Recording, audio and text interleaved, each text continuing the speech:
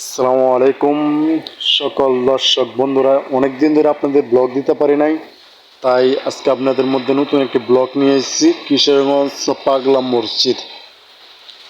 তো কিশোরগঞ্জ পাগলা মসজিদ, এখন আমি আগরপুর থেকে বের হয়ে বাজিতপুর রেল স্টেশন চলে আসছি। Bajitpur rail station. তো কিশোরগঞ্জ এক্সপ্রেস ট্রেন দুপুর 1টা 20 মিনিটে বাজিতপুর রেল স্টেশন আসছে।